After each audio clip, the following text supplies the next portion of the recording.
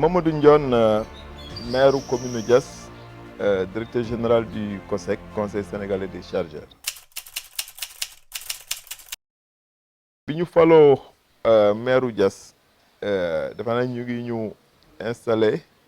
le 10 février le 10 février lañ ñu installé bi ñu faloo li ñu njëkk def déjà mooy ñu bind bureau organisation et méthode muy BOM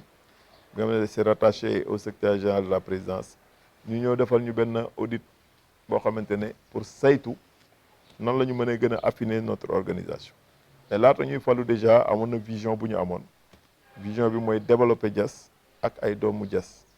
profiter au maximum des projets de l'État yi implanté wu Diass pour xëcc ba nga xamante ne doomu Diass nañ ci gis seen bopp. À part audit organisationnel boobu déjà li ñu jàpp ne démocratie participative buñ koy wax ci mairie lañ ko war a tàmbale moo tax tey jii par exemple ñu ngi mettre en place li ñu tuddee les conseils de village ak les conseils de quartier muy ay organes consultatifs yi ñu war a jàppale ci liggéey bi ñuy def. Beneen bi également ñu ngi tabax actuellement le plan communal de développement nar ci liggéey également avec toutes les forces vives de la commune pour ensemble ñu réussir le développement. Budget Diass biñ ko fi fekkee presque mën naa ne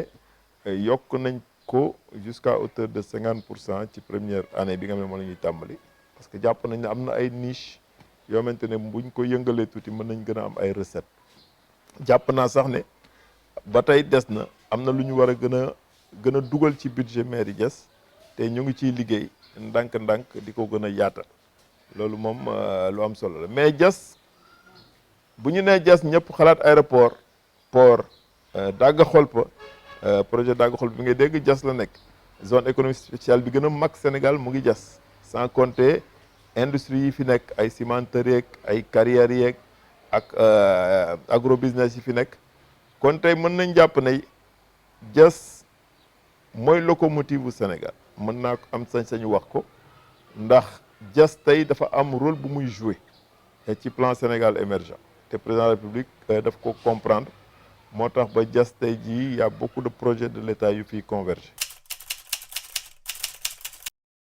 sama rôle en tant que maire Diass nag wax naa ko population yi mooy Diass dafa nekk dans une phase de mutation sociologique économique mais également culturelle mutation boobu dañ ko war a réussir tout en préservant n'est-ce pas notre patrimoine tout en préservant également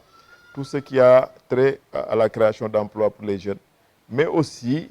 gérer le foncier de Diass de telle sorte que population yi dinañ ci gis seen bopp notamment les générations actuelles et les générations futures loolu ñu ngi ciy góorgóorlu mais tey jii lépp loo ciy def rek da nga ciy diisoog nit ñi ndax wat gaal yego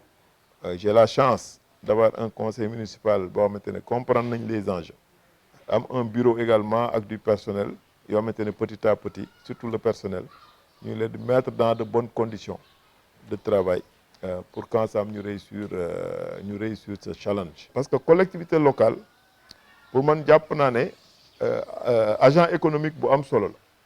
la un maire moderne c'est un manager le maire c'est le premier disons responsable commercial de sa commune moo war a fexe ba commune am ñu xam ko moo war a fexe également attirer les investisseurs mais surtout moo war a taxawu génération actuelle ak génération future par exemple la commune envisage d'accompagner les jeunes de la localité pour ñu am kër am ay titres fonciers dans le cadre de coopératives yoo xamante ne dinañ ko développer ànd ceeg ñoom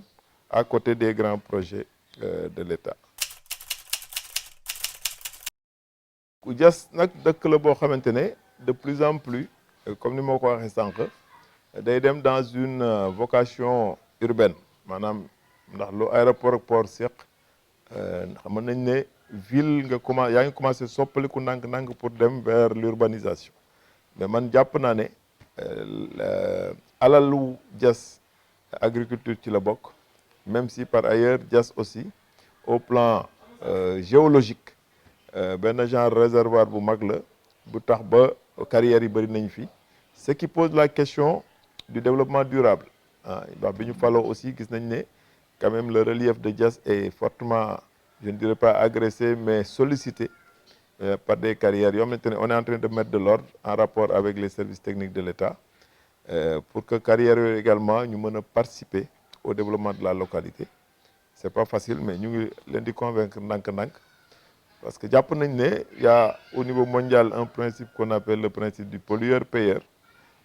qui fait que donc ñooñu il faut ñu gën a participer au développement de la localité. Mais la vocation agricole aussi bàyyiwuñu ko parce que quand même bu ñu fàtte ne Diass les terres de l'ancienne Bët Sénégal nga xamante ne c'était la plus grande horticulture le plus grand projet horticole du Sénégal de l'époque dans les années 60-70 moo ngi fii ci Kirène à Diass de même que am na agro-industriel yu fi nekk yoo xamante ne aussi sans compter le fait que war nañ gën a encadrer suñuy jeunes y a des terres même que contrôle l'ANIDA ici mais tout ça on va mettre ça en valeur pour la jeunesse maanaam dinañu préserver l'écosystème maanaam du ay tabax rek du dëkku kaw taax rek tout ça nag dinañ ko réussir avec les services de l'État.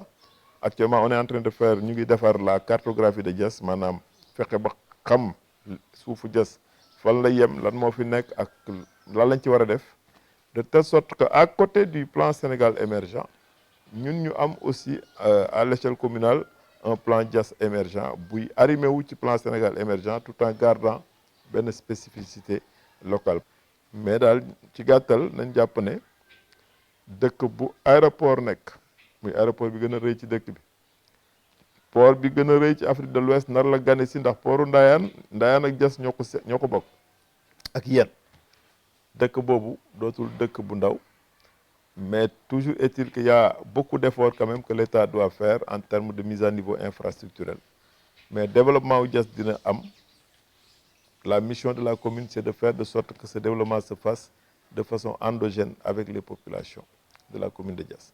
Équation boobu nag c'est pas une équation impossible parce que jàpp nañ ne ensemble on peut réussir ce challenge.